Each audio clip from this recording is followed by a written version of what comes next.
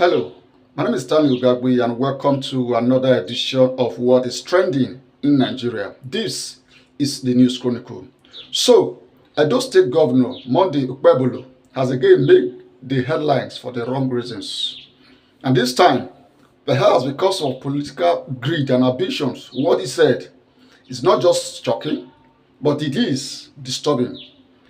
The current Edo governor noted that even if they kidnap all of us, it is not going to stop President Bola Tinubu's ambition. I take that again. Even if they kidnap every single Nigerian, it is not going to stop President Bola Ahmed Tinubu's re-election, emphasizing that there is no vacancy in Asorok, even if this country burns down. So I am wondering how the governor of a state continues to make these dangerous remarks.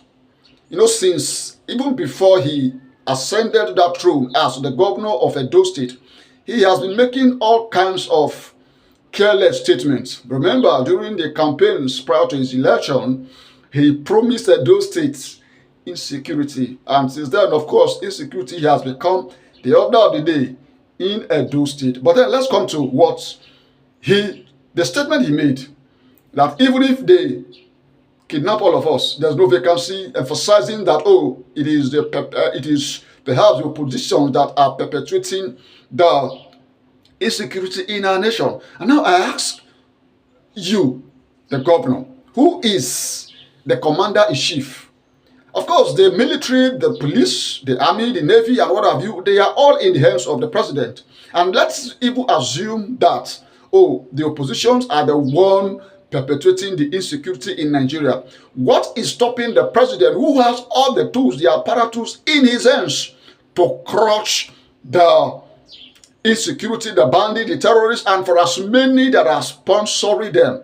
What is stopping the president? Because he has the mercenaries. The money is there.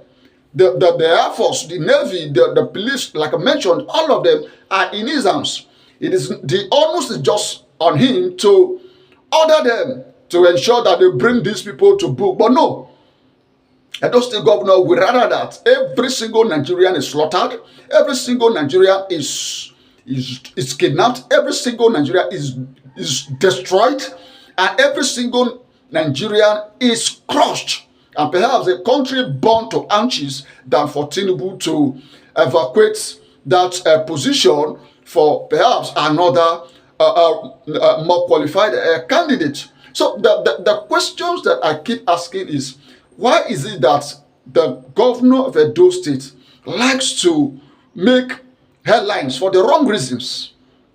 I remember I wrote an article about him some weeks ago after he kept promising that Edo State is going to deliver 2.5 million votes for Tinubu in 2027. In a state where in their primary, Tinubu did not get up to 200,000 votes. So I'm wondering how he wants to do it and why he keeps making this kind of careless statement. And of course, because he is a governor in the party of the day, the police, the DSS, and what have you, who usually clamp down on opposition voices, we always look away.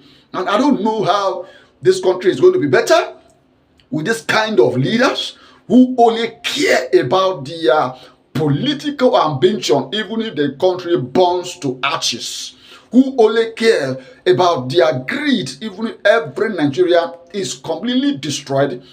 I don't know how we are going to make way with all of this. But then, Edo State Governor, what exactly is the problem?